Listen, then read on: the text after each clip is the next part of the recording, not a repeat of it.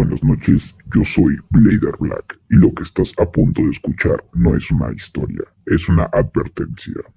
Hay un punto específico en el deterioro de la mente humana, un umbral invisible pero innegable, donde el miedo deja de venir exclusivamente de afuera, de amenazas externas tangibles, y empieza a brotar desde adentro como agua envenenada de un pozo contaminado. A partir de ese momento exacto, de esa línea que se cruza sin darse cuenta hasta que ya es demasiado tarde, ya no sabes con certeza si el monstruo está realmente en el cuarto oscuro esperándote, o si el cuarto completo, con todos sus horrores, existe únicamente dentro de tu cabeza fracturada. Y lo más aterrador de todo, eventualmente dejas de importarte cuál de las dos opciones es la verdadera. Ella se llama, o se llamaba antes de esto, Sara. 20 años, un departamento pequeño de una recámara en edificio viejo del centro, una vida que desde afuera parecía completamente normal, ordinaria hasta el aburrimiento. Trabajo de oficina cansado con jefe pasivo-agresivo. Mensajes de texto sin contestar acumulándose en el teléfono. Platos sucios dejados demasiado tiempo en el fregadero. Las mismas series mediocres de siempre en la televisión para llenar el silencio ensordecedor de vivir sola. Su historia, esta historia que te voy a contar con todos sus detalles perturbadores, no empieza dramáticamente con un ritual ocultista mal hecho, ni con una tabla Ouija comprada en tienda esotérica, ni con ese clásico "no entres ahí" ignorado por curiosidad. Empieza con algo infinitamente más insidioso, más común, más cercano a todos nosotros. Recuerdos. Recuerdos que empezaron a moverse solos, a reorganizarse, a volverse sólidos donde deberían ser etéreos.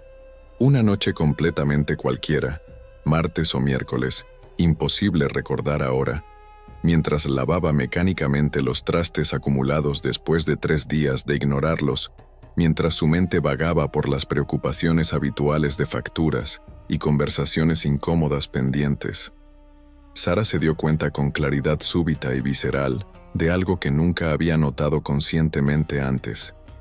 Las sombras proyectadas en la pared desgastada de su cocina no obedecían del todo a su cuerpo físico, se estiraban más allá de su silueta reconocible, varios centímetros más de lo geométricamente posible.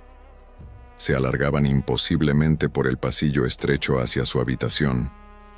Se arrastraban lentamente por el techo agrietado como si tuvieran masa propia, voluntad propia, como si entre ella y la superficie de yeso pintado hubiera un velo dimensional extremadamente fino, casi transparente, y alguna presencia del lado del ayer, del lado de los recuerdos que deberían estar muertos pero se niegan a morir, tratara desesperadamente de cruzarlo hacia este lado, hacia el ahora, hacia la realidad tangible.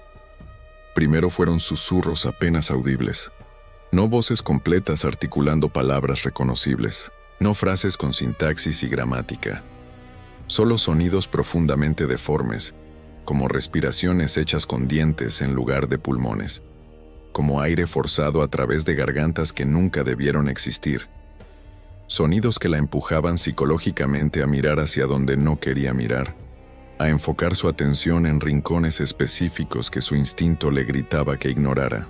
Sara empezó a ver rostros sin ojos formándose lentamente en las manchas oscuras de humedad del baño, en la pantalla completamente apagada de la televisión, en el reflejo distorsionado del microondas de acero inoxidable.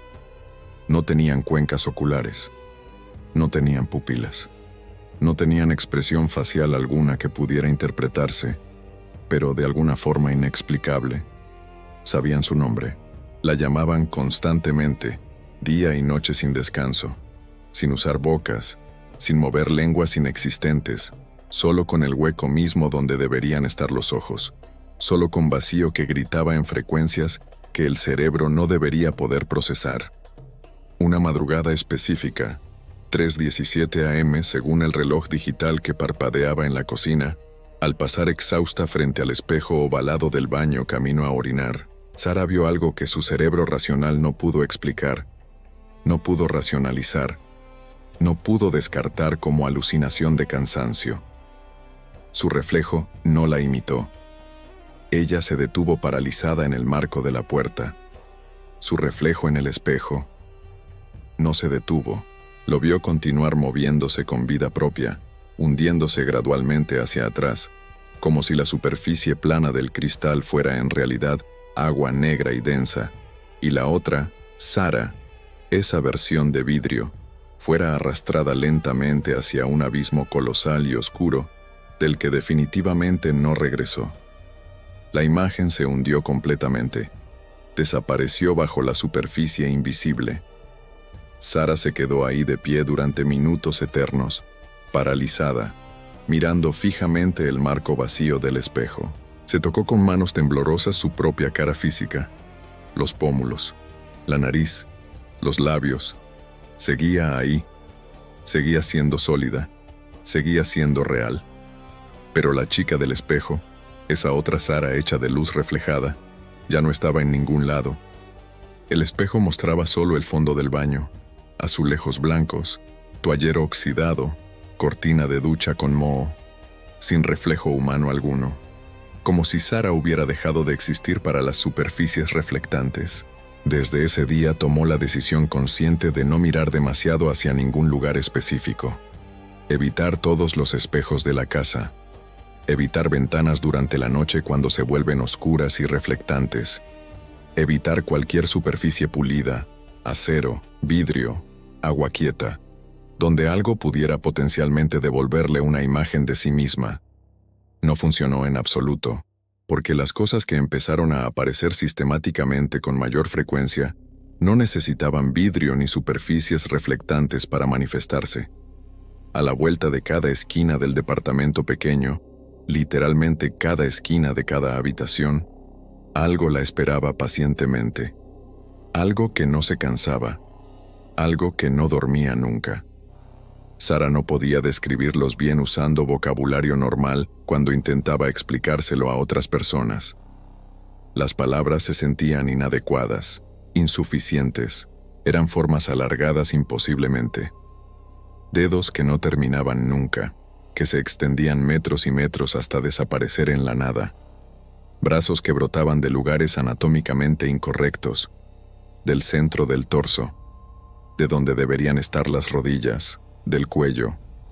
Cuando se acercaban demasiado, cuando cruzaban ese límite invisible de 1 metro de distancia, Sara sentía vívidamente la piel rasgarse, aunque no hubiera sangre visible, aunque no hubiera heridas físicas que pudiera mostrarle a un médico. Era una sensación completamente seca, antinatural, como si 1000 uñas invisibles pero tangibles arañaran simultáneamente por dentro de la dermis, entre las capas de piel y músculo, rascando directamente el sistema nervioso expuesto.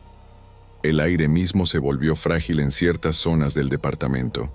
Había lugares específicos, el rincón junto al refrigerador, el espacio entre la cama y la pared, el centro exacto de la sala, donde el oxígeno literalmente se quebraba, donde la luz visible se doblaba de forma incorrecta, refractándose en ángulos que violaban leyes ópticas básicas, como si todo el cuarto estuviera siendo visto simultáneamente a través de un vidrio roto en 1000 pedazos, cada fragmento mostrando una versión ligeramente diferente de la misma realidad.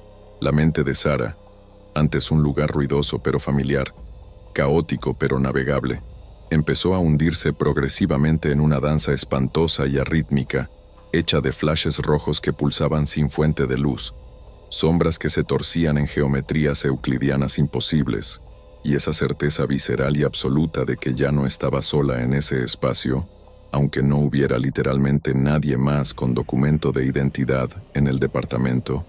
Intentó convencerse racionalmente de que tal vez era simplemente estrés acumulado, insomnio crónico no tratado, ansiedad generalizada magnificada por soledad.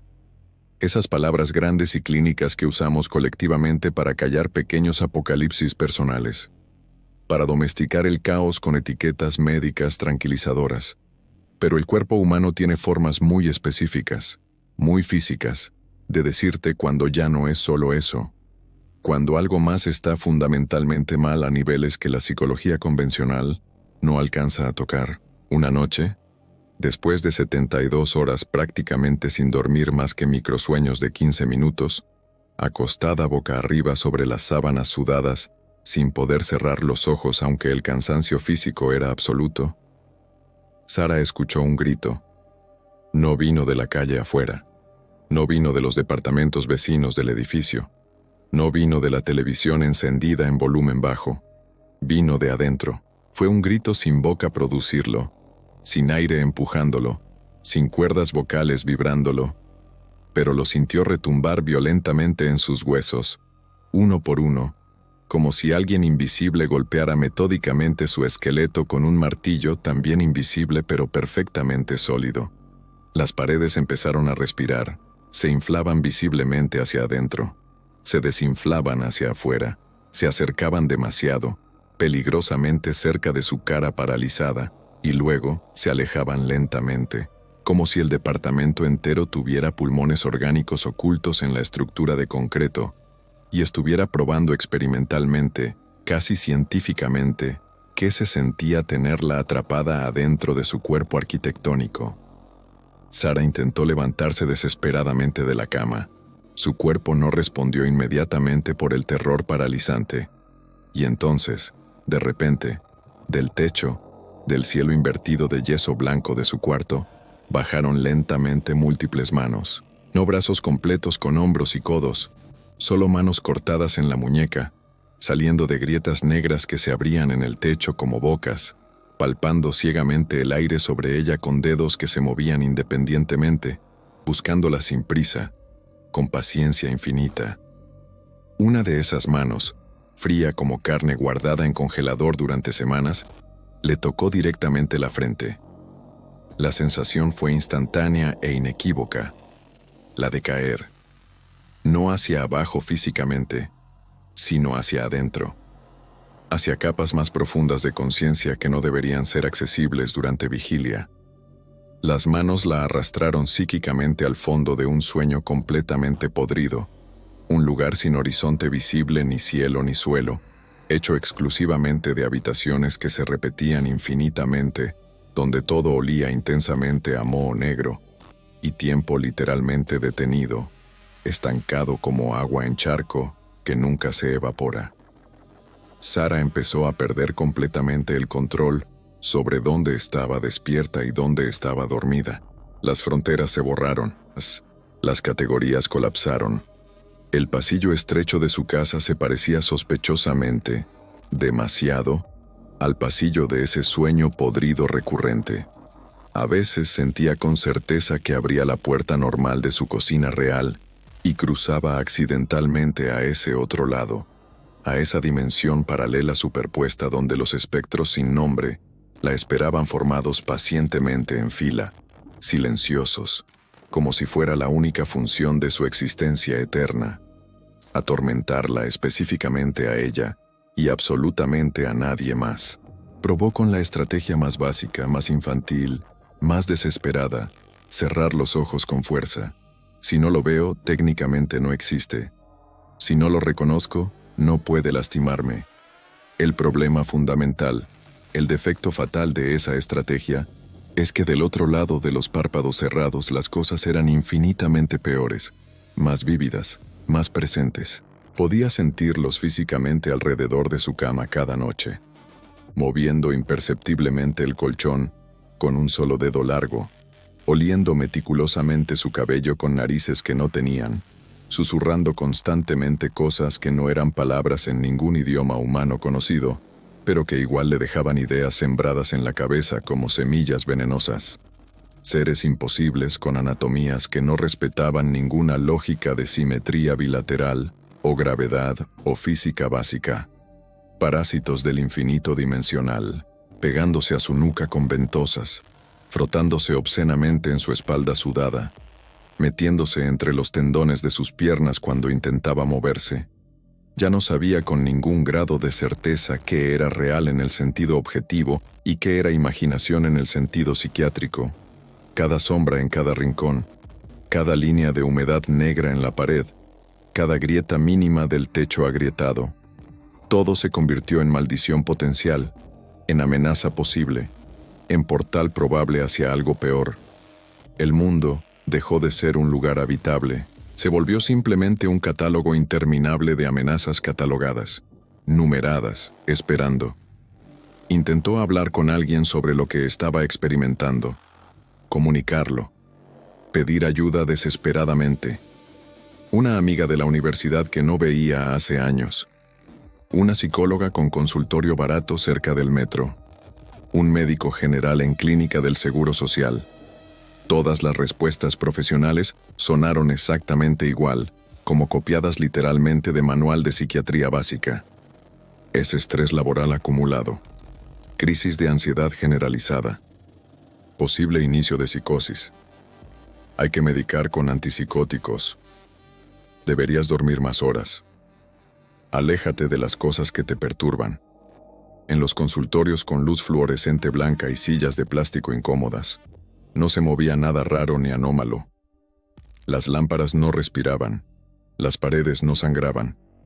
Los ojos de la gente no estaban vacíos ni negros. Todo funcionaba según física normal.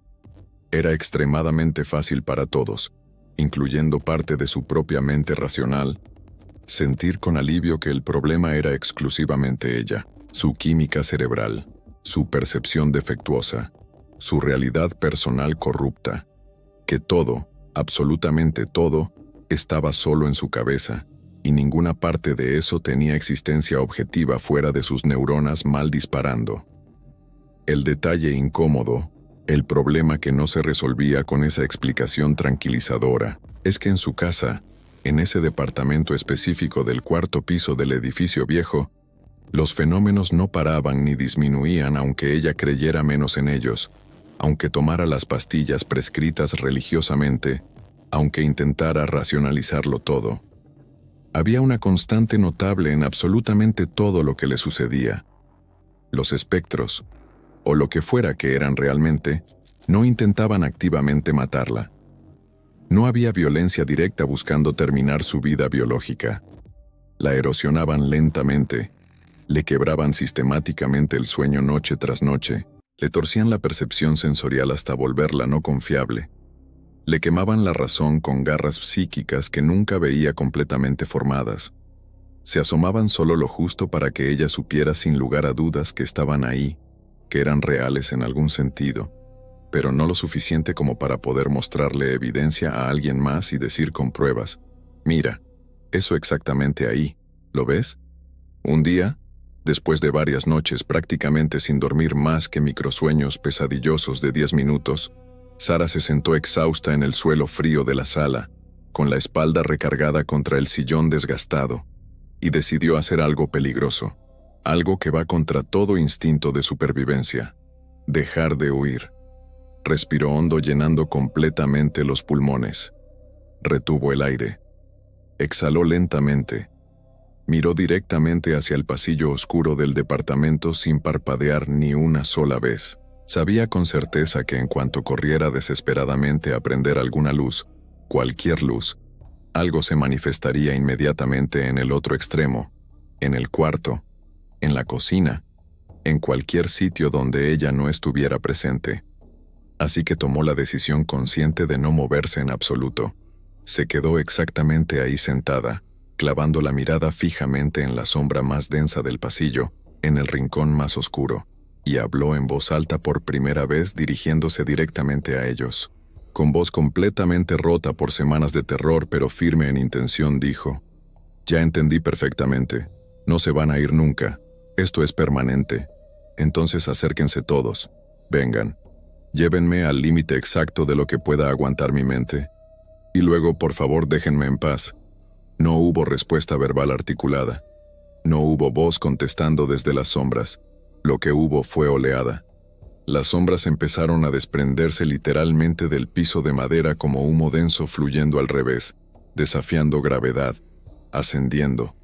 Rostros sin ojos, docenas, tal vez cientos, se formaron simultáneamente en todas las paredes, en el techo bajo, en el piso bajo sus piernas, mirándola desde cada ángulo posible. Dedos imposiblemente alargados metros de longitud, salieron lentamente de los zócalos de madera, de los enchufes eléctricos, de las rendijas microscópicas de las puertas, de grietas que no existían segundos antes. El aire se tiñó de rojo, no de color físico que pudiera medirse con espectrómetro, sino de intención pura, como si cada partícula de oxígeno estuviera siendo impregnada molecularmente con violencia antigua, con rabia sin objeto, con crueldad sin propósito. Cada objeto del departamento, las sillas, la mesa pequeña, las lámparas, los marcos de fotos, los libros en el estante, perdió completamente su forma durante exactamente un segundo. Se contorsionaron todos simultáneamente en líneas geométricas completamente imposibles, en curvas que no deberían poder existir en espacio tridimensional euclidiano. Y luego volvieron bruscamente a su forma original como si nada hubiera pasado. La mente de Sarah, ya saturada hasta el límite absoluto de lo que conciencia humana puede procesar, se ahogó literalmente en esa danza horrenda, en ese ritual sin música, solo gemidos graves de cosas que ningún ser humano debería ver nunca con ojos que evolucionaron para ver luz visible del sol. Sintió garras invisibles pero perfectamente tangibles quemando sus pensamientos directamente, no la carne física. Ideas siendo arrancadas de raíz como dientes podridos, recuerdos que se fracturaban y fragmentaban, memorias que se distorsionaban hasta volverse irreconocibles, como si algo estuviera deliberadamente limpiando espacio mental, borrando archivos, despejando área, para instalar algo completamente diferente en ese espacio vacío. En algún punto durante el proceso, imposible determinar cuánto duró objetivamente, Sarah ya no supo con certeza si estaba gritando externamente con su garganta o si el grito seguía completamente atrapado dentro de su caja torácica vibrando contra las costillas. No supo si habían pasado 60 segundos, una noche entera, o una vida completa comprimida en instante eterno. Solo supo con claridad que de golpe, tan abruptamente como comenzó, se hizo silencio absoluto. Las sombras animadas volvieron obedientemente a pegarse donde siempre habían estado antes de animarse, debajo de los muebles, detrás de las puertas, en los marcos de las ventanas, en los rincones naturales. El rojo saturado se fue completamente del aire. La luz dejó de distorsionarse. El espacio recuperó su geometría normal. El aire, otra vez milagrosamente, se dejó respirar sin resistencia. Sarah abrió los ojos lentamente. No recordaba conscientemente haberlos cerrado. Estaba exactamente en el mismo lugar físico, en el suelo frío de la sala, recargada contra el sillón desgastado, piernas estiradas adelante. Los espectros definitivamente no se habían ido del todo. Podía sentirlos vívidamente a la distancia, como animales famélicos y salvajes que volvían lentamente a sus cavidades oscuras en las paredes, a sus túneles dimensionales, por ahora satisfechos de alguna forma con lo que habían extraído de ella. Pero algo fundamental en Sarah, en su estructura psíquica, en su forma de procesar realidad, había cambiado irreversiblemente. Cuando te llevan al umbral exacto de la locura, cuando te empujan hasta ese borde y te sostienen ahí mirando el abismo, nadie te pasa diploma ceremonial. No hay certificado enmarcado. No hay fiesta de graduación, no hay testigos aplaudiendo tu supervivencia. Lo único que te queda tangible es la forma completamente diferente en que miras el mundo después de regresar de ese borde. Sarah siguió viendo cosas anómalas constantemente. Sombras proyectadas demasiado largas sin fuente de luz que las justifique. Rostros sin ojos formándose en ventanas de edificios ajenos cuando pasaba caminando. Manos brotando de lugares donde anatómicamente no debería haber manos, de paredes, de puertas cerradas, de espejos. La diferencia fundamental, la transformación real, es que ya no corría despavorida, ya no entraba en pánico, ya no cerraba los ojos con fuerza esperando que desaparecieran. Supo, con esa certeza absolutamente visceral que solo da el trauma procesado, que lo que quería activamente destruirla, lo que buscaba quebrarla completamente en fragmentos irreparables, no pudo. La dobló violentamente. La torció hasta límites que no sabía que existían. Le arrancó pedazos de cordura que probablemente nunca recuperará completamente, pero no la rompió del todo. El núcleo resistió. La esencia sobrevivió. En ese límite exacto, en ese umbral dimensional entre cordura y locura total, hay un tipo completamente nuevo de conciencia que emerge. Ya no sabes exactamente qué es real, en el sentido objetivo que la ciencia usa esa palabra, pero sí sabes con precisión absoluta qué te pertenece intrínsecamente como parte de tu ser y qué no te pertenece, qué viene de afuera, qué es invasión. Las bestias del éter, o como quieras nombrar esas presencias, seguían existiendo. Seguían estando ahí, seguían observando. Solo que ahora sabían algo nuevo sobre Sara, algo que cambió fundamentalmente la dinámica, que ella las veía directamente sin apartar la mirada, y no se caía, no se desintegraba, no colapsaba, no se fragmentaba en psicosis terminal. Y eso específicamente, esa resistencia inesperada, esa dureza que no anticiparon, para cosas que aparentemente disfrutan de quebrar mentes humanas como hobby, es un problema logístico serio. No te voy a mentir diciéndote que Sara quedó bien después de todo esto. No volvió a ser normal en ningún sentido convencional de esa palabra.